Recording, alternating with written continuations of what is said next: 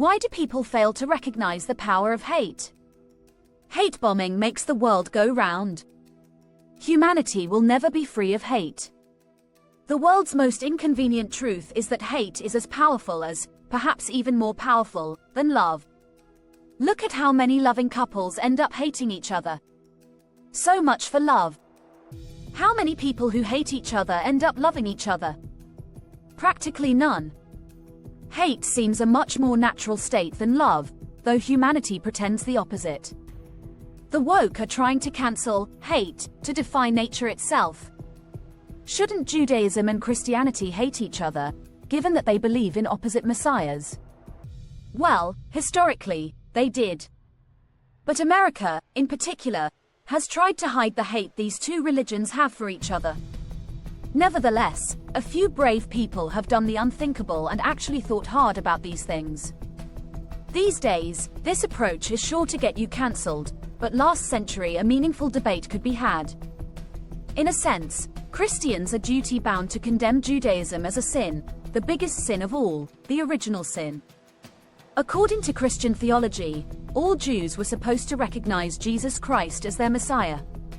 All Jews who became Christians did so. All Jews who remained Jews did not. They rejected the Messiah and they rejected God. What sin could be greater than that?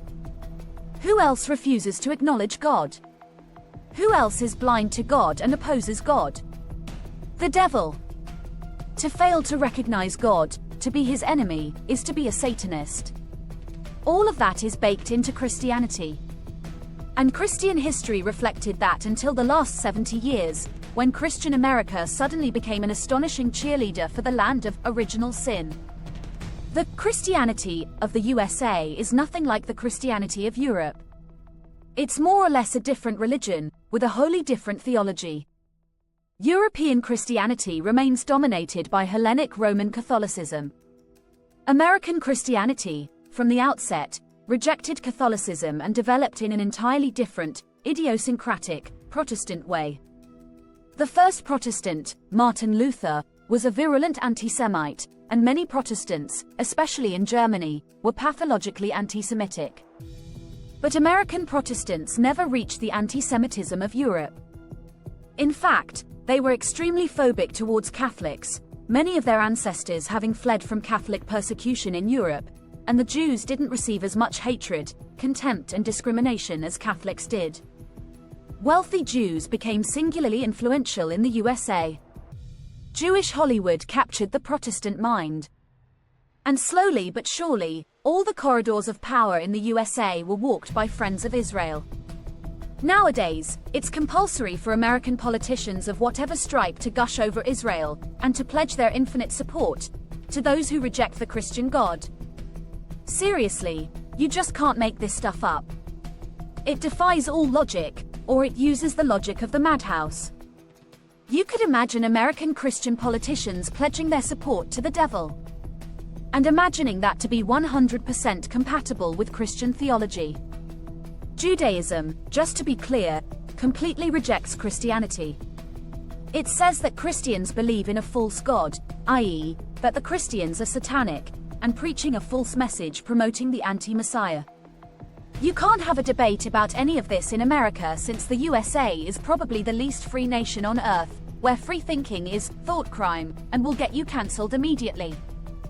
In the USA, on woke social media, you are only allowed to talk about rainbows, sparkly unicorns, puppies and apple pie a la mode. Anything else is hate speech, and deemed infinitely offensive and illegal.